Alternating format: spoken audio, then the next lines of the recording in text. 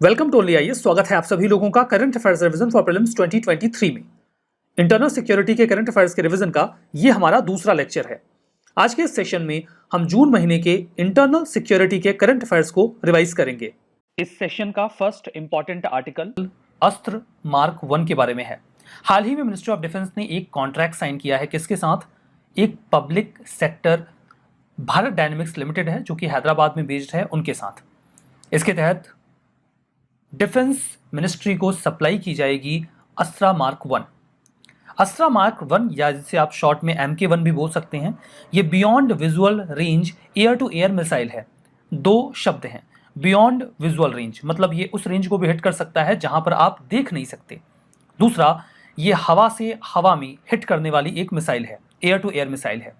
BVM missiles usually 20 nautical miles या 37 kilometre से अधिक रेंज वाली मिसाइल्स होती हैं, क्योंकि उसके बाद जो विजुअल रेंज होती है वो आपको क्लियर कट मिलती नहीं है।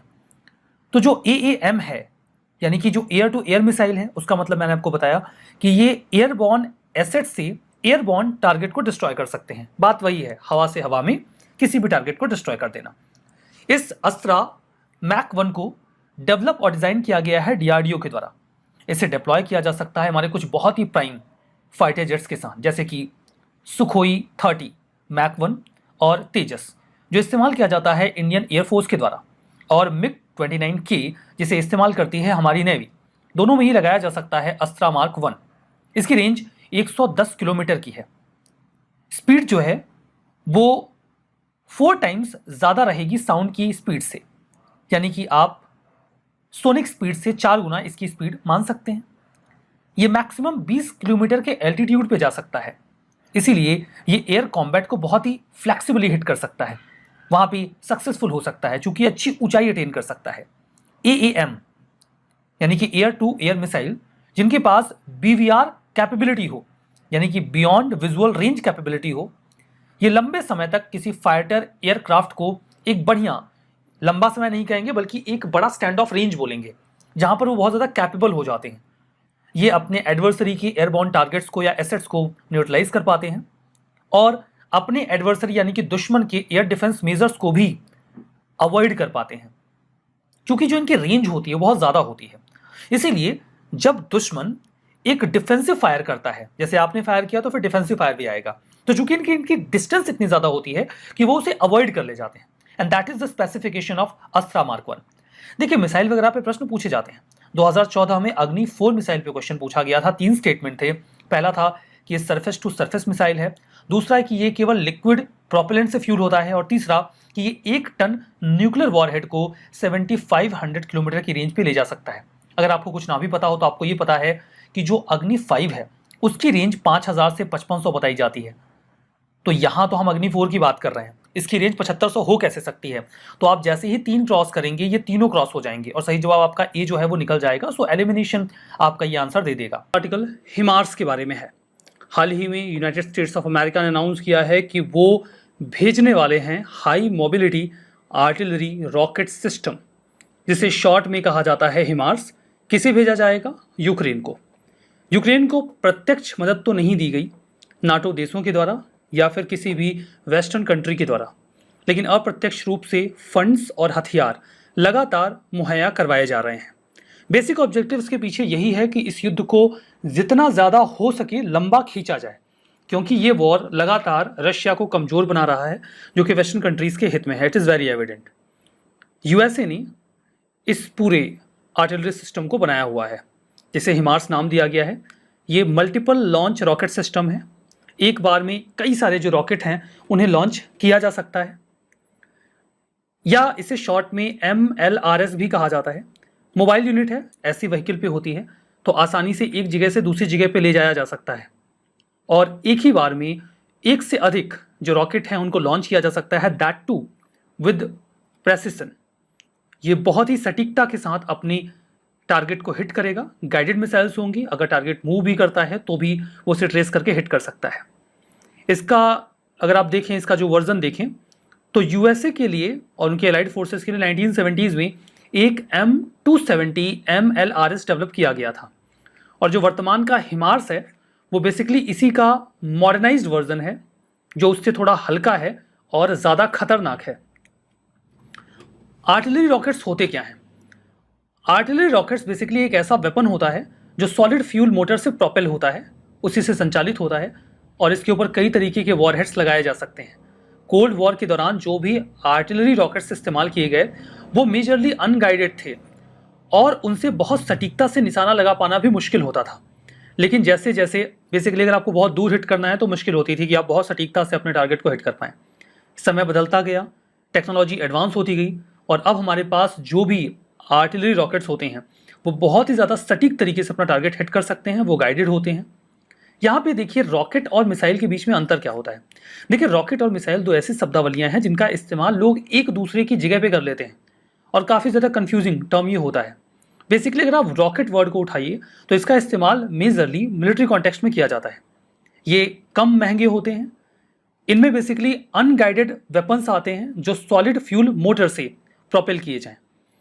तो रॉकेट बेसिकली अनगाइडेड होता है, जबकि अगर आप तुलना इसकी मिसाइल से करते हैं तो मिसाइल्स मेजरली गाइडेड होती हैं। ये गाइडेड मिसाइल्स होती हैं जिन्हें आप इनके टारगेट तक सटीकता से पहुंचा सकते हैं। निश्चित तौर पे इसमें ज़्यादा एडवांस टेक्नोलॉजी का इस्तेमाल होता है, ये ज़्यादा एक्सपेंसिव होते हैं और कॉम्प्लिकेटेड भी होते हैं। इनके पास होते हैं मूवेबल फिन्स। इनके जो मूवेबल फिन्स होते हैं इनको लगातार इनके टारगेट की ओर गाइड करने में मदद करते हैं। So that is the difference between rocket and missile. हमारा नेक्स्ट आर्टिकल सोलोगैमी के बारे में है। सोलो मतलब अकेला होना, गैमी मतलब विवाह के संबंध में शब्दावली का इस्तेमाल किया जाता है। सोलोगैमी का मतलब यह है कि कोई खुद से ही विवाह कर ले। 24 वर्ष की एक महिला है, वडोदरा से बिलोंग करती हैं, नाम है क्षमा बिंदु। उन्होंने 2 जून को हाल ही में ये अनाउंस किया कि वो खुद से ही विवाह करेंगी और ये जो विवाह है वो पूरी तरीके से परंपराओं के आधार पे कस्टम्स एंड ट्रेडिशंस को फॉलो करते हुए 11 जून को आयोजित किया जाएगा। इसे एक्ट ऑफ सेल्फ लव की कैटेगरी में डाला जा रहा है। वेडिंग देखिए, इसका एक बेसिक जो थीम है वो ये है कि ये वेडिंग एक पब्लिक सेरेमनी के फॉर्म में होती है। ऐसे तो आप खुद को कह दीजिए कि मैं खुद को प्रेम करता हूँ, खुद को प्रेम करती हूँ, या मैंने खुद से ही विवाह कर रखा है, ये कहने की बातें हो जाएंगी। ये एक प्रॉपर सेरेमनी का हिस्सा होता है जहाँ पर एक व्यक्ति पूरे ट्रेडिशंस के साथ खुद से विवाह कर लेता है या कोई महिला ऐसा कर लेती है। जो वेडिंग है इसे भारत में सोलोगैमी का पहला केस माना जा रहा है। सोलोगैमी वही मतलब है पब्लिक सेरेमनी के माध्यम से खुद से ही विवाह करना। इसे सेल्फ मैरिज या ऑटोगैमी भी कहा जाता है। वैसे इसे कोई लीगल सैंक्शन नहीं मिलता, कोई विधिक मान्यता नहीं मिलती, लेकिन फिर भी जो सिंबॉलिक सेरेमनी है इसके माध्यम से लोग सेल्फ लव और इंडिपेंडेंस को एम्फेसाइज करते हैं। इसका ओरिजिन लिंडा बेकर से ट्रेस किया जाता है, जो एक डेंटल हाइजीनिस्ट थी जिन्होंने यूएस में 1993 में फॉर द फर्स्ट टाइम खुद से ही विवाह किया था। उसके बाद से सेल्फ मैरिज का जो कॉन्सेप्ट है ये धीमे धीमे इवोल्यूशन में आया। हाल फिलहाल में इसे ज़्यादा तवज्जो क्यों मिल रही है? क्योंकि इस समय ऐसी स्थिति आ गई है जहाँ पर महिलाएं खुद सर्वाइव कर सकती हैं, बेटर करियर बना सकती हैं, अपने लिए घर ले सकती हैं, अपने लिए अपनी ज़िंदगी बना सकती हैं और अगर चाहें तो अपने लिए बच्चे भी पैदा कर सकती हैं। वो चूज़ कर सकती हैं अगर वो ऐसा करना चाहती हैं तो, मतलब वो अब पर्याप्त इंडिपेंडेंट हो गई हैं। तो अगर वो अकेले रहना चाहती हैं तो रह सकती हैं और इस प्रक्रिया में अगर वो खुद से विवाह करना चाहती हैं तो कर सकती हैं। ये सेल्फ जो मैट्रिमोनी है ये एक यूनिक सॉल्यूशन के तौर पे महिलाएं देखती हैं, जहाँ पे कई दफ़ा अगर वो एक ऐसी मैरिज में जाती हैं जिनमें उनके साथ एक पार्टनर होता है, जहाँ पे वो अपनी नीड्स को उस रिलेशनशिप के लिए सेक्रीफाइस कर देती हैं। तो सोलोगैमी में या जो ये सेल्फ मैरिज है उसमें इन्हें ऐसा नहीं करना पड़ेगा। ऐसा भी कहा जाता है कि किसी भी व्यक्ति को किसी अन्य व्यक्ति से विवाह करने से पहले खुद से करना चाहिए ताकि वो खुद को भी महत्व दे सकें। So that is the case of sologamy. Next article अग्नि 4 के बारे में है। इंडिया ने अभी हाल ही में न्यूक्लियर कैपेबल अग्नि 4 बैलिस्टिक मिसाइल का सक्सेसफुल टेस्ट फायर किया। इसकी स्ट्राइक रेंज 4000 किलोमीटर की है। इसका ये जो ट्रायल है इसे night user trial in operational configuration के तहत किया गया। इस ट्रायल को कंडक्ट करवाने में जो रोल रहा that was of strategic forces command, जिसे स्ट्रेटजिक न्यूक्लियर कमांड के नाम से भी पुकारा जाता है। मैं आपको बता दूं कि अग्नि 4 का ये कोई पहला ट्रायल नहीं है। अग्नि 4 का जो पहला ट्रायल था वो नवंबर 2011 में किया गया था। उसके बाद से अग्नि 4 के कई सारे ट्रायल्स किए गए हैं समय समय पर इसकी कैपेसिटी को सही तरीके से जांचने के लिए, और इसी परिदृश्य में ये हाल फिलहाल का ट्रायल किया गया। अग्नि को डेवलप किया गया, अग्नि 4 को बेसिकली हम कहें तो DRDO के द्वारा। अग्नि 4 एक इंटरमीडिएट रेंज की बैलिस्टिक मिसाइल है। इसका जो रेंज है दैट इज 4000 किलोमीटर। ये 1000 kg का पेलोड कैरी कर सकता है। बैलिस्टिक मिसाइल्स एक हाइट पे जाते हैं एक प्रोजेक्टाइल क्रिएट करने के लिए, और इस दौरान उन्हें एक बहुत ही ऊंची हाइट अचीव करनी होती है। इस लिहाज से अग्नि 4 900 किलोमीटर की हाइट पे जा सकता है अप टू, जब अपना प्रोजेक्टाइल क्रिएट करता है एट दैट टाइम। सिग्निफिकेंस की बात करें तो ये इंडिया की जो क्रेडिबल मिनिमम डिटरेंस की कैपेसिटी है उसे रीअफर्म करता है। क्या मामला है क्रेडिबल मिनिमम डिटरेंस का? इंडिया की पॉलिसी है या न्यूक्लियर डॉक्ट्रिन है that is of no first use. इसका मतलब ये है कि हम किसी भी देश के ऊपर पहले न्यूक्लियर वेपन का हमला नहीं करेंगे। इन दैट केस आपके पास रिटेलिएशन एबिलिटी होनी चाहिए। मतलब अगर किसी देश ने आपके ऊपर न्यूक्लियर बॉम्ब से हमला कर दिया तो क्या आप इतने कैपेबल होंगे कि आप वापस से उसके ऊपर अटैक कर सकें? बिकॉज न्यूक्लियर वेपन का अटैक बहुत लीथल हो सकता है उसके बाद आपके पास मौका ही ना हो न्यूक्लियर वेपन का अटैक करने का। तो इंडिया इस बात को इंश्योर करता है कि ऐसा बिल्कुल नहीं है। हम पहले किसी देश के ऊपर न्यूक्लियर वेपन से हमला नहीं करेंगे, लेकिन अगर किसी देश ने ऐसा हमारे साथ किया तो हमारे पास प्रॉपर मैकेनिज्म है, इनफैक्ट हथियार हैं, कैपेसिटी है जिसके माध्यम से हम रिटेलिएट कर सकते हैं और म्यूचुअली अश्योर्ड डिस्ट्रक्शन ये करेगा। मतलब किसी ने हमारे ऊपर अटैक किया है तो हमारे पास वो पूरी कैपेसिटी है कि हम काउंटर अटैक करके उसी पूरी तरीके से डिस्ट्रॉय कर सकते हैं और इस कैपेसिटी को फर्दर इंश्योर करता है अग्नि 4। हमारा next article x Khan quest 2022 के बारे में है। इंडिया ने भी अपनी ओर से मिलिट्री कॉन्टिंजेंट भेजा है 16 देशों के बीच ऑर्गेनाइज की जाने वाली इस पीस कीपिंग एक्सरसाइज में, जिसे ऑर्गेनाइज किया जाता है हर साल मंगोलिया में। एक्सरसाइज खान क्वेस्ट, इसे एनुअली मंगोलिया का जो आर्म फोर्स है उसे वही कंडक्ट करते हैं। इंडिया की ओर से लद्दाख स्काउट्स को इस दफ़ा भेजा गया है। मंगोलिया, देखिए यहाँ पर चाइना है, चाइना और रशिया के बीच में ये मंगोलिया देश आपको मिल जाएगा। 14 दिनों की एक्सरसाइज होती है जहाँ पर ये सभी देश आपस में इंटर ऑपरेबिलिटी और मिलिट्री रिलेशनशिप को और बेहतर तरीके से बिल्ड करने की कोशिश करते हैं। 16 देश शामिल होते हैं जिसमें इंडिया भी एक है। इसकी बात तो हो ही चुकी है। आर्टिकल है वो अग्निपथ स्कीम के बारे में है। यूनियन कैबिनेट ने अभी हाल ही में एक अट्रैक्टिव रिक्रूटमेंट स्कीम को लॉन्च कर दिया है जहाँ पे यंगस्टर्स आर्म फोर्सेस को ज्वाइन कर सकते हैं। बहुत सारे ऐसे लोग होते हैं जो आर्म फोर्सेस में जाना तो चाहते हैं नेशन को सर्व करने के लिए, एडवेंचर के पर्पज से, लेकिन वो बहुत लंबे समय तक आर्म फोर्सेस में नहीं रहना चाहते। वो एक सर्टेन टाइम पीरियड तक वहाँ पे जाके सर्व करके फिर अपनी लाइफ में वापस आ जाना चाहते हैं। ऐसे लोगों के लिए एक बहुत ही अच्छा मौका है ये अग्निपथ स्कीम। इसमें जो स्कीम है इसे अग्निपथ नाम दिया गया है और जो लोग इसमें सेलेक्ट होंगे उन्हें अग्निवीर कहा जाएगा। ये pan India short term service youth recruitment scheme है आर्म फोर्सेस के लिए, जिसमें जो लोग भी रिक्रूट किए जाएंगे वो 4 साल के लिए रिक्रूट होंगे। 4 साल तक आपको आर्म फोर्सेस को अपनी सर्विसेज देनी है, नेवी को, एयरफोर्स को या फिर नेवी को। जो स्कीम है उसे यंगस्टर्स की आर्म फोर्सेस में यूथफुल प्रोफाइल को मेंटेन करने के लिए तैयार किया गया है। की फीचर्स हैं स्कीम के, इसमें 45,000 से 50,000 अग्निवीर्स को हर साल रिक्रूट किया जाएगा। उनकी अपनी एक अलग रैंक होगी। अभी जो एग्जिस्टिंग रैंक्स हैं आर्म फोर्सेस में उससे थोड़ा अलग। 4 साल जब अपना ये कंप्लीट कर लेंगे अग्निवीर तो इनको अपॉर्चुनिटी ऑफर की जाएगी कि वापस से फॉर्म फिल कर सकते हैं परमानेंट एनरोलमेंट के लिए। जितनी भी यूनिट्स होंगी सब में से 25% लोगों को परमानेंट तौर पे नियुक्त किया जाएगा। मतलब सभी लोग तो नहीं हो पाएंगे, लेकिन 25% लोग परमानेंट सर्विसेज भी दे पाएंगे आर्म फोर्सेस को। कोई भी व्यक्ति जो 17.5 साल से लेकर 21 साल के बीच का है वो इस स्कीम के लिए खुद को अप्लाई कर सकता है। जो एप्लीकेशंस हैं या रिक्रूटमेंट प्रोसेस है वो साल में 2 बार शुरू किया जाएगा। कैसे रिक्रूटमेंट होगा?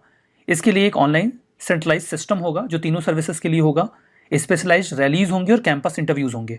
जो कैंपस इंटरव्यूज होंगे वो इंडस्ट्रियल ट्रेनिंग इंस्टीट्यूट या फिर नेशनल स्किल क्वालिफिकेशन फ्रेमवर्क के जो इंस्टीट्यूट्स हैं वहीं पर कंडक्ट करवाए जाएंगे। अग्निवीर की सैलरी क्या होगी? सैलरी काफ़ी अट्रैक्टिव है। भले ही ये शॉर्ट टर्म का पूरा प्रोग्राम है लेकिन तब भी बहुत ही अट्रैक्टिव सैलरी रखी गई है। 30 से 40,000 की सैलरी है। मतलब 30,000 से सैलरी शुरू होगी और 4 साल का टर्म पूरा होते होते ये सैलरी 40,000 तक जाएगी 4 साल की सर्विसेज में।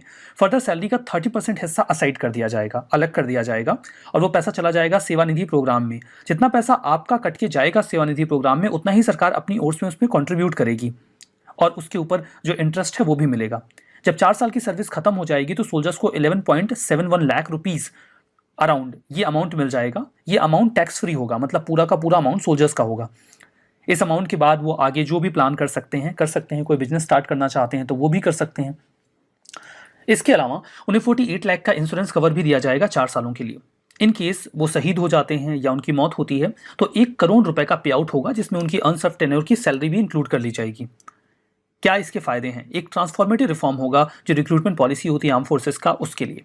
फर्दर जो यूथ्स हैं उनको एक यूनिक अपॉर्चुनिटी मिलेगी कि वो कंट्री को सर्व कर सकते हैं, नेशनल बिल्डिंग में कंट्रीब्यूट कर सकते हैं और उन्हें ये लाइफ टाइम नहीं करना होगा, वो सर्टेन पीरियड के लिए देश को कंट्रीब्यूट कर सकते हैं।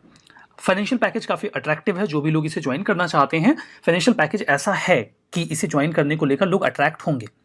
हालांकि एक इसका फ्लिप साइड भी है, कई सारे लोग इसको लेकर विरोध भी कर रहे हैं, प्रोटेस्ट भी कर रहे हैं कि ये परमानेंट रिक्रूटमेंट की जगह ले लेगा, और जो रिक्रूटमेंट परमानेंट तौर पे होते हैं लाइफ टाइम के लिए, अभी जो भी टर्म होता है 20 ईयर्स या उसके बाद का जो एक्सटेंशन उसके लिए, वो नहीं होंगे। तो ये एक फ्लिप साइड है जिसको लेकर इस अग्निपथ स्कीम को कई सारे लोग क्रिटिसाइज भी कर रहे हैं, इसके खिलाफ थोड़े बहुत प्रोटेस्ट भी देखने को मिले हैं। तो ये तो रहा अग्निपथ स्कीम। सिप्री ईयरबुक 2022 के बारे में बात करेंगे next article. Stockholm International Peace Research Institute, जिसे शॉर्ट में आप सिप्री बोलते हो, उन्होंने अपना ईयरबुक 2022 निकाला है, जहां पे ये दुनिया भर में आर्मामेंट, डिसआर्मामेंट और इंटरनेशनल सिक्योरिटी को एसेस करते हैं। ये एक इंडिपेंडेंट इंटरनेशनल इंस्टीट्यूट है जो conflict, armament and arm control and डिसआर्मामेंट को इवेलुएट करता है। इसे 1966 में स्टॉकहोम में स्टैब्लिश किया गया। ये डेटा एनालिसिस रिकमेंडेशंस देता है। ये सभी रिकमेंडेशंस ओपन सोर्सेस पर बेस्ड होती हैं, और ये recommendations policy makers, researchers, media और इंटरेस्टेड लोगों के लिए होती हैं। हाइलाइट्स में क्या निकल के आया? 9 nuclear armed states, United states, Russia, UK, France, China, India, Pakistan, Israel और नॉर्थ कोरिया, ये सभी लोग अपने न्यूक्लियर आर्सेनल्स को मॉडर्नाइज कर रहे हैं, ज़्यादा खतरनाक बना रहे हैं। इंडिया के पास 2022 में 160 न्यूक्लियर वॉरहेड्स हैं। 2021 में ये महज 156 थे, मतलब इंडिया ने अपने न्यूक्लियर आर्सेनल्स की संख्या बढ़ाई है। ध्यान दीजिएगा, इंडिया कोई ऑफिशियल डेटा नहीं देता, ये इन्हें ऐसा लगता है कि इंडिया ने ये नंबर्स इंक्रीज किए हैं, उसी के बेसिस पे जो ओपन सोर्सेस हैं उसी का इस्तेमाल करके ये डेटा दे रहे हैं। 5 लार्जेस्ट आर्म एक्सपोर्टर्स रहे, ये क्वेश्चंस आते हैं। United states, Russia, France, China, Germany सबसे टॉप पे है एक्सपोर्टर्स में आर्म्स के। 2017 से 21 के बीच का डेटा है ये। यूएस है, देन रशिया है, देन फ्रांस, चाइना, जर्मनी। और 5 लार्जेस्ट इंपोर्टर्स हैं। इंडिया अभी भी टॉप पे है आर्म्स इंपोर्ट में। सऊदी अरेबिया, इजिप्ट, ऑस्ट्रेलिया और चाइना उसके बाद है। रिविजन जो कि पृथ्वी 2 मिसाइल के बारे में है, इंडिया ने भी हाल ही में इसका सक्सेसफुल नाइट ट्रायल कंडक्ट किया है। पृथ्वी 2 एक surface to surface nuclear capable short range ballistic missile है।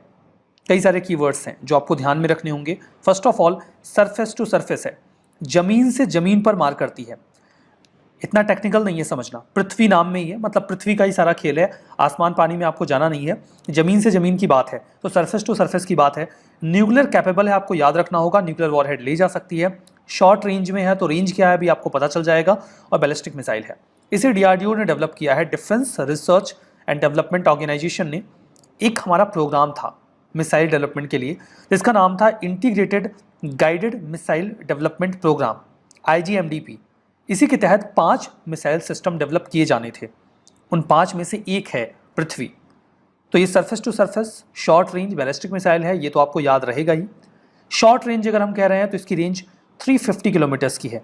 आपको पता होगा कि जो अग्नि है वो लॉन्ग रेंज की है, और वहाँ पर उसकी जो रेंज है वो 5500 किलोमीटर्स की है। ये शॉर्ट रेंज है, 350 किलोमीटर्स की रेंज है। ये 500 से 1000 kg का वॉरहेड ले जाने में कैपेबल है। बहुत ही प्रूवन सिस्टम है इसका, हाई डिग्री ऑफ प्रेसिशन के साथ अपने टारगेट को हिट कर सकता है। लिक्विड प्रोपल्शन ट्विन इंजन है जिसके तहत इसे काम करवाया जाता है। एडवांस इनर्शियल गाइडेंस सिस्टम है, ये जो गाइडेंस सिस्टम है वो उसे हाई मैनेवरिंग कैपेबिलिटी देता है, मतलब आप इसे आसानी से अगर टारगेट मूव करता है तो मूव करवा के उसे हिट कर सकते हैं। बात करते हैं integrated guided missile development programme के बारे में। इसे 1982 से 1983 के दौरान स्टार्ट किया गया। उस दौरान इसे स्टार्ट करने का श्रेय जाता है डॉक्टर APJ अब्दुल कलाम जी को, जिसकी वजह से उन्हें मिसाइल मैन ऑफ इंडिया के नाम से भी पुकारा जाता है। ये पूरा प्रोग्राम 2008 में कंप्लीट हुआ। इसमें जो मिसाइल्स डेवलप की गई उनका एडवांस वर्जन्स अभी भी हम उन्हें अपग्रेड कर रहे हैं, उन्हें एडवांस बना रहे हैं। इसके तहत 5 मिसाइल्स जो डेवलप की गई उनके नाम है पृथ्वी। पृथ्वी सरफेस टू सरफेस है, याद रखिएगा। अग्नि के बारे में आप लोग जानते हैं, हमारी सबसे लंबे रेंज की मिसाइल है ये intercontinental surface to surface missile है। त्रिशूल, ये शॉर्ट रेंज का low level surface to air missile है। आप ऐसे इमेजिन कर सकते हैं कि भगवान शिव का एक अस्त्र होता है त्रिशूल, तो भगवान शिव जो हैं वो जमीन पे खड़े हैं और हवा में त्रिशूल मार रहे हैं। तो इससे आपको याद रह जाएगा कि जो त्रिशूल है वो सरफेस से एयर में अटैक करता है। तो आप जस्ट इमेजिन करेंगे, देखिए इमेजिनेशन एक तरीका होता है चीज़ों को याद रखने का। आप सारी चीज़ें केवल पढ़ के नहीं याद रख पाएंगे, थोड़ा बहुत इमेजिनेशन कर लेंगे तो याद रखना आसान होगा। आकाश है, तो यहाँ पे आपको याद रखना है कि आप जमीन पे खड़े हैं और आकाश की ओर देख रहे हैं। तो सरफेस मतलब आप जमीन पे खड़े हैं और आकाश की ओर देख रहे हैं, तो सरफेस टू एयर मिसाइल ये भी है। 25 किलोमीटर की रेंज है, मल्टी टारगेट हैंडलिंग सिस्टम है इसके पास, एक से अधिक टारगेट्स को हिट कर सकता है। नाग जो है वो एंटी टैंक मिसाइल है। जो टैंक्स होती हैं वो ज़मीन से आती हैं। सपोज करिए कि एक नाग है जो वहाँ पे जाके इन टैंक्स को डिस्ट्रॉय कर रहा है, वो ज़मीन के अंदर से जा रहा है, ज़मीन पे चल के जा रहा है, तो ये एंटी टैंक मिसाइल है। नाग आपको याद रह जाएगा। चलिए मैं आपको एक काम देता हूँ, आप मुझे कोई एक छोटा सा कोड बताइए जिसके माध्यम से आप ये याद कर सकते हो कि कौन सी 5 मिसाइल्स हैं जिन्हें integrated guided missile development programme के तहत डेवलप किया गया है। ये काम आपका है, आप मुझे कमेंट बॉक्स में ज़रूर से बताएंगे कि कोई ऐसा कोड जिससे हम इन 5 मिसाइल्स के नाम आसानी से याद रख सकें। मिसाइल सिस्टम पे क्वेश्चन पूछे जाते हैं। 2014 में अग्नि 4 पे क्वेश्चन पूछा गया। 3 स्टेटमेंट थे कि सरफेस टू सरफेस मिसाइल है, लिक्विड प्रोपेलेंट जो फ्यूल है केवल वही इस्तेमाल होता है, और ये 7500 किलोमीटर की रेंज में जा सकता है 1 टन का न्यूक्लियर वॉरहेड लेकर। आप 7500 रेंज ले लीजिए, अग्नि 5 की जो रेंज है वो 5500 है, तो अग्नि 4 की 7500 कैसे हो सकती है? तो आप इसको क्रॉस करेंगे, जैसे ही आप 3 क्रॉस करेंगे आपको आंसर मिल जाएगा 1 ओनली। हमारा जो नेक्स्ट आर्टिकल है वो UNSC 1267 कमेटी के बारे में है। इंडिया और यूएस ने ज्वाइंटली प्रपोज किया एक प्रस्ताव कि मक्की नाम का एक ये जो आतंकवादी है, जो लश्कर ए तैयबा का एक टॉप मिलिटेंट है, उसे यूनाइटेड नेशन सिक्योरिटी काउंसिल का या यूनाइटेड नेशन सिक्योरिटी काउंसिल की जो एक कमेटी है उसके एम्बिट में ग्लोबल टेररिस्ट डिक्लेयर कर दिया जाए। उस कमेटी का नाम क्या है? उस कमेटी का नाम है अल कायदा and ISIL sanctions committee. ISIL का फुल फॉर्म होता है Islamic state of Iraq and the Levant. Levant में सीरिया और आसपास का एरिया आ जाता है, उस पूरी ज्योग्राफिकल रीजन को लेवेंट कहा जाता है। तो चूंकि ISIL ने उस पूरे एरिया को डोमिनेट करने की कोशिश की थी, इसलिए उसे ISIL भी बोलते हैं, ISIS भी बोलते हैं, इराक एंड सीरिया। तो ये जो कमेटी है अल कायदा एंड ISIL सैंक्शंस कमेटी, इसे UNSC 1267 कमेटी के नाम से भी पुकारा जाता है। उसी के एम्बिट में मक्की नाम के इस आतंकवादी को ग्लोबल टेररिस्ट डिक्लेयर करने की योजना थी। फॉर द फर्स्ट टाइम इस कमेटी का गठन 1999 में किया गया। फर्दर जब 2001 में सितंबर में अटैक हुआ यूएस में, उसके बाद से इसने अपना काम और तेजी से कर दिया। वर्तमान में इसे दाइश एंड अल कायदा सैंक्शंस कमेटी के नाम से भी पुकारा जाता है। इसमें UNSC के जो भी permanent and non permanent members होते हैं वो सभी शामिल होते हैं। मतलब UNSC में टोटल 15 मेंबर्स होते हैं, 10 नॉन परमानेंट और 5 परमानेंट, तो सभी इस कमेटी का हिस्सा होते हैं। ये जो 1267 लिस्ट है, इसमें एक ग्लोबल लिस्ट तैयार करता है आतंकवादियों की, जिस पर UNSC का स्टैम्प भी होता है। पाकिस्तानी नेशनल्स एंड रेसिडेंट्स से ये लिस्ट भरी पड़ी है। पाकिस्तान के कई सारे आतंकवादियों को इसमें लिस्ट किया गया है। ये काफ़ी इंपॉर्टेंट और एक्टिव UN सब्सिडरी बॉडी है जो टेररिज्म को कॉम्बैट करने के लिए लगातार काम करती है। इसका स्पेशल फोकस अल कायदा और ISIL पे रहता है कि हम उनके आतंकवादियों को रोक सकें। ये UN के एफर्ट्स को भी डिस्कस करता है कि कैसे हम आतंकवादी गतिविधियों को लिमिट करें, ट्रेवल बैन, उनके एसेट्स को फ्रीज या फिर उनके आर्म्स की जो लिंकेजेस हैं उनको तोड़ के उनको कैसे कंट्रोल किया जाए। इंडिया ने 3 अटेम्प्ट्स किए हैं पिछले 3 दशकों में, जो जैसे मोहम्मद का चीफ है उसे ग्लोबल टेररिस्ट डिक्लेयर करने को लेकर 2009, 2016 और 2017 में, जहां पे पाकिस्तान की ओर से चाइना ने इंडिया के इन एफर्ट्स को ब्लॉक किया है। ये तो बात रह गई UNSC 1267 कमेटी के बारे में। हमारा नेक्स्ट आर्टिकल ऑपरेशन संकल्प के बारे में है। इंडियन नेवी का जो स्टेल्थ फ्रिगेट है, नाम है INS तलवार, उसे डिप्लॉय कर दिया गया है ऑपरेशन संकल्प के तहत। ये तीसरा लगातार साल है जहां पर इंडियन नेवी पर जो अपनी गल्फ के रीजन में प्रेजेंस है उसको एनहेंस कर रही है, ताकि जो हमारे शिप्स जाते हैं उनको सिक्योरिटी प्रोवाइड की जा सके। ध्यान दीजिएगा कि गल्फ ऑफ ओमान में जून 2019 में एक मर्चेंट शिप के ऊपर अटैक हुआ। जो शिप्स हैं ये वहां से ऑयल को इंपोर्ट करते हैं भारत के लिए। इंडियन नेवी ने उसके बाद से ही कमान संभाल ली और ये इंश्योर किया कि जो भी शिप्स वहां से आ जा रहे हैं, व्यापार कर रहे हैं गल्फ रीजन से, उनको हम सिक्योरिटी प्रोवाइड करवाएं। वो शिप्स जो पर्शियन गल्फ और गल्फ ऑफ ओमान से होकर जाते हैं, स्ट्रेट ऑफ हॉर्मुज से होकर गुजरते हैं, उनकी सिक्योरिटी को इंश्योर करने के लिए इंडियन नेवी अपने फ्रिगेट्स को वहां पे डिप्लॉय कर देती है। लोकेशन देखिए, सबसे पहले ये है पर्शियन गल्फ, ये है गल्फ ऑफ ओमान, यहाँ पे है स्ट्रेट ऑफ हॉर्मुज, यहाँ से होके शिप्स जाते हैं। ये आसपास के देश हैं, ये इराक है, सऊदी अरेबिया है, ईरान है, यहाँ पाकिस्तान, अफगानिस्तान तो आपको दिख ही रहे हैं, ये UAE है, ये कतर है, ये ओमान है, यहाँ कुवैत है, ये सीरिया है। तो गल्फ रीजन से जो व्यापार होता है वो Persian gulf, straight of Hormuz से, गल्फ ऑफ ओमान से होते हुए होकर होता है। इस रीजन में सिक्योरिटी प्रोवाइड करवाने की जिम्मेदारी ऑपरेशन संकल्प लेता है। पिछले 3 सालों में अगर आप देखिए तो 23 वॉरशिप्स डिप्लॉय किए गए हैं वहां पे।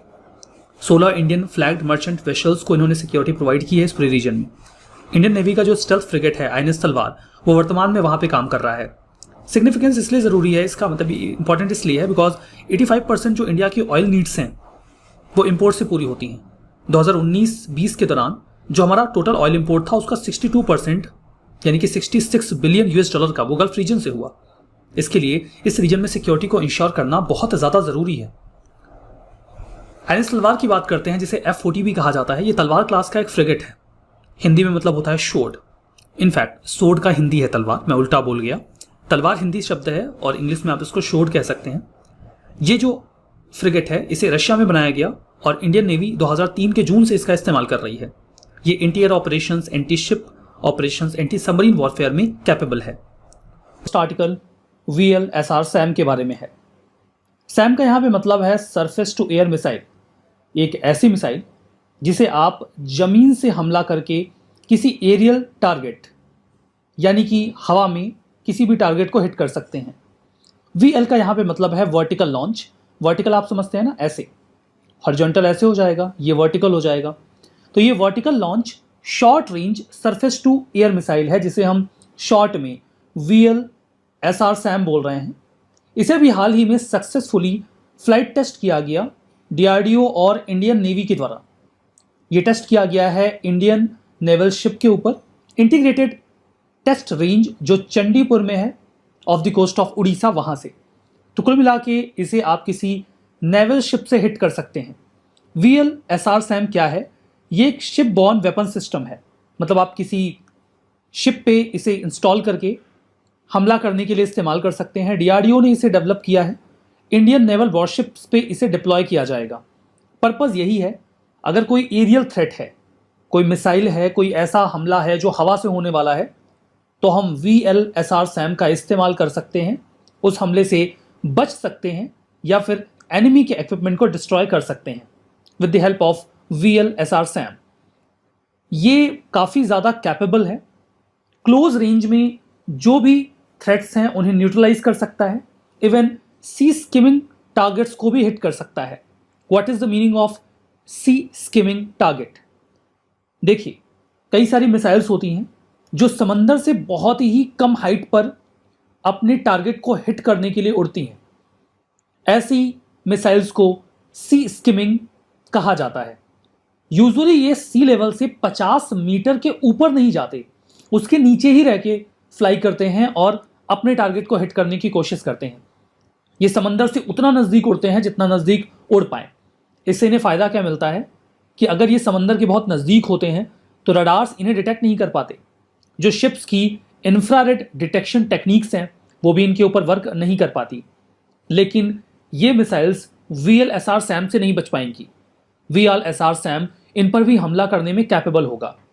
इस मिसाइल के फीचर्स की बात करें तो इसे जो अस्त्रा मिसाइल है, जो एयर टू एयर मिसाइल है बियॉन्ड विजुअल रेंज की, उसी की तर्ज पे बनाया गया है। बियॉन्ड विजुअल रेंज का मतलब ये होता है कि ये उस जगह पे भी हिट कर सकते हैं जिसे आप देख ना पाएं। अपने टारगेट को डिटेक्ट करके ये हिट कर पाएंगे। इनकी जो स्ट्राइक रेंज है वो 40 से 50 किलोमीटर की है। यहाँ पे SR है। SR का मतलब क्या है? Short range. तो शॉर्ट रेंज है, इसका मतलब ये नहीं, ये मतलब साफ हो गया कि ये 300, 400, 500 या 1000 की रेंज में नहीं जाएंगे। 40-50 किलोमीटर की इनकी रेंज है। VLSR सैम जो है ये कैनिस्टराइज्ड बेस्ड मिसाइल सिस्टम है। कैनिस्टराइज्ड बेस्ड मिसाइल सिस्टम का क्या मतलब होता है? इसमें ऐसा एक कैनिस्टर होता है, उस कैनिस्टर के भीतर जो है वो मिसाइल रखी जाती है। इसी कैनिस्टर में से इस मिसाइल को फायर भी किया जा सकता है। अब इसका फ़ायदा ये होता है, जब मिसाइल कैनिस्टर में होती है तो एक तो इसके भीतर का जो इन्वायरमेंट होता है वो कंट्रोल्ड होता है, इनका ट्रांसपोर्ट बहुत आसान हो जाता है, इन्हें स्टोर करना आसान होता है, और इनकी जो शेल्फ लाइफ है, इन्हें जो स्टोर करने का समय है वो भी बढ़ा रहता है। ज़्यादा इफ़िशियंसी से, ज़्यादा जल्दी से इन्हें हिट किया जा सकता है। सिग्निफिकेंस की बात करें तो ये जो डिफेंसिव कैपेबिलिटी है इंडियन नेवी की, उसे फर्दर बढ़ा देगा। जो डिफेंस इक्विपमेंट होते हैं उनसे प्रश्न पूछे जाते हैं। 2018 के प्रीलिम्स में 3rd पर प्रश्न आया था, terminal high altitude area defence system. पूछा गया था ये है क्या, और सही जवाब बहुत ही आसान सा था, अमेरिकन एंटी मिसाइल सिस्टम। उस समय नॉर्थ कोरिया का जो मामला था वो बहुत ज़्यादा हाईलाइटेड था, उसी रेफरेंस में 3rd बहुत ज़्यादा न्यूज़ में था, तो 2018 में ये प्रश्न पूछ लिया गया था। हमारा next article Iskander M missile के बारे में है। रशिया ने भी प्रॉमिस किया है अपने बहुत ही बढ़िया एलाई बेलारूस को कि वो Iskander M tactical missile system उनको प्रोवाइड करवाएंगे। बेलारूस ट्रेडिशनली एक बढ़िया अलाई रहा है रशिया का। इनफैक्ट अभी जब उन्होंने यूक्रेन पे हमला किया तो बेलारूस ने वो हर मदद दी रशिया को जो उनके लिए ज़रूरी थी। जो इस्कंदर-M टैक्टिकल मिसाइल सिस्टम है वो न्यूक्लियर कैपेबल मिसाइल्स हैं जो बैलिस्टिक और क्रूज मिसाइल्स के तौर पे इस्तेमाल की जा सकती हैं। इन्हें कोड नेम दिया जाता है SS-26 स्टोन। ये रोड मोबाइल है, मतलब आप इन्हें एक व्हीकल में सड़क से ट्रांसपोर्ट कर सकते हैं।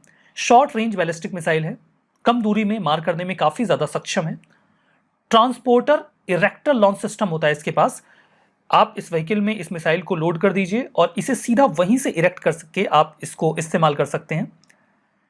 रशियन मिलिट्री इसके जिस वेरिएंट को इस्तेमाल करती है उसे इस्कंदर-M कहा जाता है और जो ये बना के एक्सपोर्ट करते हैं उसे इस्कंदर-E कहा जाता है।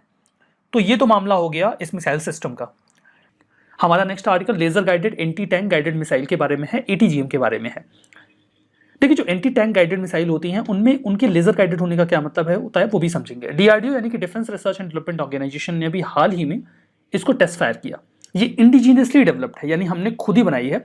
और ये जो मिसाइल है, चूंकि ये एक मिसाइल है तो इसे कहीं ना कहीं से तो लॉन्च किया जाएगा। तो जो मेन बैटल टैंक्स हैं MBT, जो अर्जुन टैंक्स हैं, उनमें इनको लगा दिया जाएगा और वहीं से फायर करके हम टैंक्स के अगेंस्ट में इनका इस्तेमाल करेंगे। एंटी टैंक मिसाइल्स का मतलब होता है टैंक्स को हिट करना। अब देखिए, लेजर गाइडेड मिसाइल का क्या मतलब होता है। लेजर गाइडेड मिसाइल का मतलब ये होता है कि ये लेजर का इस्तेमाल करते हैं अपने टारगेट को लॉक करके हिट करने के लिए। यहां पर सपोज करिए एक टैंक है जिसको इस मिसाइल से हिट करना है, तो अब लेजर से टारगेट को लॉक करने के दो तरीके हो सकते हैं। एक होता है बीम्ड टारगेटिंग, जिसमें देखिए एक लेजर बीम यहां से यहां तक टारगेट कर दी जाएगी और ये जो लेजर बीम है इसी के भीतर ये मिसाइल ट्रेवल करेगी और आके अपने इस टारगेट को हिट कर देगी। ये तो एक तरीका हो गया कि जिस रूट से लेजर बीम गई है उसी रूट से मिसाइल जाएगी और टारगेट को हिट कर देगी जो लॉक्ड है। दूसरा तरीका ये होता है कि आप किसी भी अन्य सोर्स से जो टारगेट है उसको लॉक कर दीजिए। जैसे यहां पर ये टारगेट है, आपने ये जो लेजर है यहां से छोड़ के इसको लॉक कर दिया। अब जो मिसाइल है वो जो टारगेटेड पॉइंट है, लेजर का जो एंड पॉइंट है, उसको लॉक करेगा और आप उसे चाहे जहां से लॉन्च करें, यहां से भी लॉन्च कर रहे हैं चाहे यहां से लॉन्च कर दीजिए, वो सीधा जाके अपने टारगेट को हिट करेगा क्योंकि वो लेजर के एंड पॉइंट को टारगेट कर रहा है। तो इस तरीके से जो laser guided anti tank guided missiles होती हैं वो लेजर बीम्स का इस्तेमाल करते हैं अपने टारगेट को लॉक करके हिट करने के लिए। अब देखिए इसे डेवलप किसने किया है। DRDO का एक एस क्लस्टर है, आर्मामेंट एंड कॉम्बैट इंजीनियरिंग, जहां पे इस प्रकार के हथियार डेवलप किए जाते हैं। उस क्लस्टर में उनकी दो फैसिलिटीज हैं, एक का नाम है RDE और दूसरे का नाम है हैमरल। RDE मतलब armament research and development establishment और हैमरल मतलब high energy material research laboratory. इन दोनों का साथ रहा। फिर एसोसिएशन ADE का भी रहा, that is instrument research and development establishment, Dehradun में लोकेटेड है। इन तीनों ने मिलकर इस पूरे ATGM को तैयार किया है। Laser guided anti tank guided missile है जिसे टैंक से फायर कर सकते हैं, ये तो बात साफ हो गई। फीचर्स की बात करें तो 1.5 से 5 किलोमीटर यानी कि 1.5 किलोमीटर से 5 किलोमीटर के बीच में कोई भी आर्मर्ड व्हीकल है, चाहे वो ट्रक हो या फिर टैंक्स हो, वो उनको डिस्ट्रॉय कर सकता है। ATGM tandem high explosive anti tank warhead का इस्तेमाल करेगा। अब टैंडम वॉरहेड क्या होते हैं, इनकी क्या खासियत होती है। देखिए, टैंडम वॉरहेड जो होते हैं उनकी खास बात ये होती है कि इनके पास एक से ज्यादा डिटोनेशंस होते हैं।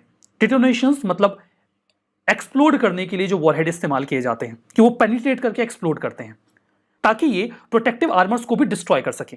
जो प्रोटेक्टिव आर्मर होते हैं उन्हें कहा जाता है ERA यानी कि एक्सप्लोजिव रिएक्टिव आर्मर। इन्हें आप हिट नहीं कर पाते, लेकिन टेंडम मिसाइल जो होती हैं वो इनको भी हिट कर लेती हैं। अभी मुझे पता है ये सब जो भी मैंने आपको बताया टेंडम मिसाइल के बारे में, ERA के बारे में, ये आपको समझ में नहीं आया होगा। अब मैं आपको समझाता हूं, ध्यान से समझिएगा, मजेदार भी लगेगा आपको। देखिए, ये एक टैंक है। टैंक्स बहुत ताकतवर होते हैं, उनके ऊपर अगर आपको उन्हें डिस्ट्रॉय करना है तो बहुत ही ताकतवर मिसाइल्स की आवश्यकता पड़ती है। अब यहां पर जो मिसाइल है वो आएगी, टैंक के अंदर यूं पेनिट्रेट करेगी, मतलब थोड़ा सा घुसेगी और फिर ब्लास्ट कर जाएगी। इससे टैंक ब्लास्ट होगा, अंदर के जो उसके एक्सप्लोजिव्स हैं वो खुद भी उसको ब्लास्ट कर देंगे। लेकिन टैंक्स ऐसी मिसाइल से बचने के लिए क्या करते हैं, टैंक्स को ऐसी मिसाइल से बचने के लिए एक्सप्लोजिव के कुछ पैकेट्स के साथ लैस कर दिया जाता है। यहां पे जो आप छोटे छोटे ये पैकेट्स देख रहे हैं ना, ये टिन के डिब्बे हैं, इनके भीतर एक्सप्लोजिव्स हैं। ये पूरे टैंक पे हर जगह लगा दिए गए हैं, यहां लगा दिया, यहां लगा दिया, यहां लगा दिया और यहां पे लगा दिया। ऐसे टैंक्स या ऐसी कोई भी आर्मर्ड व्हीकल्स जिसके ऊपर इस प्रकार के एक्सप्लोजिव्स के पैकेट्स लगा दिए जाते हैं उन्हें ERA बोलते हैं, एक्सप्लोजिव रिएक्टिव आर्मर।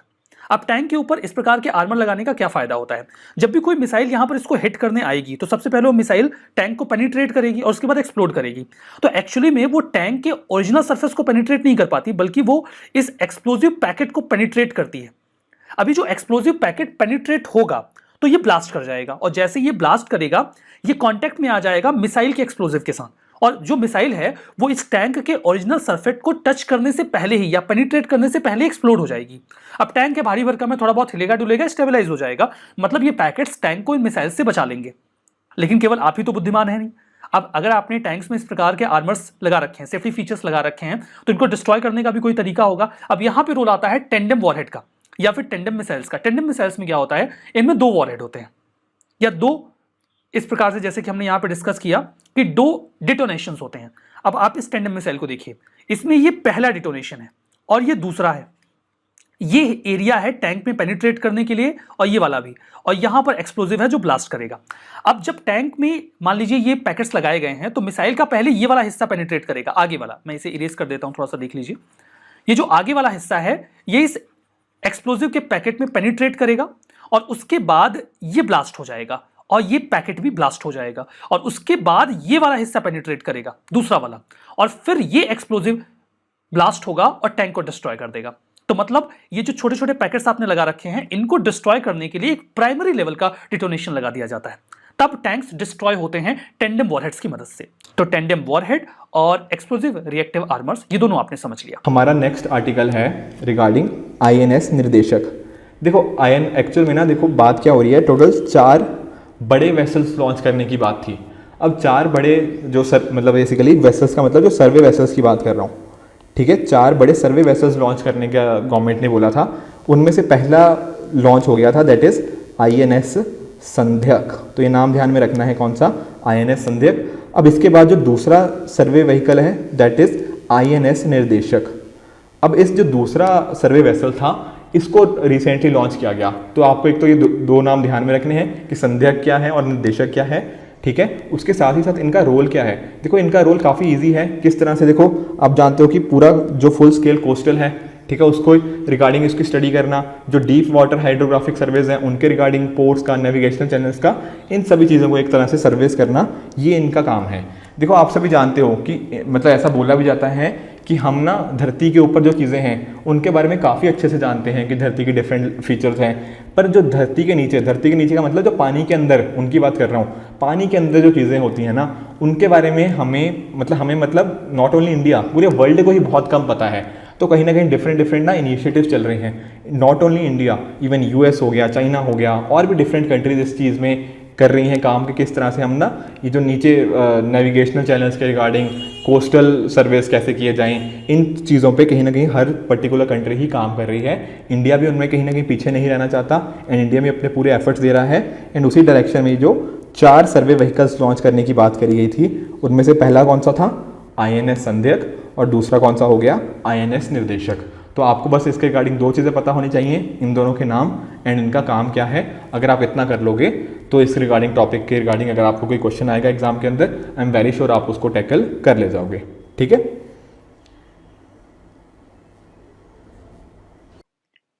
तो आज के इस सेशन में बस इतना ही। Thank you very much.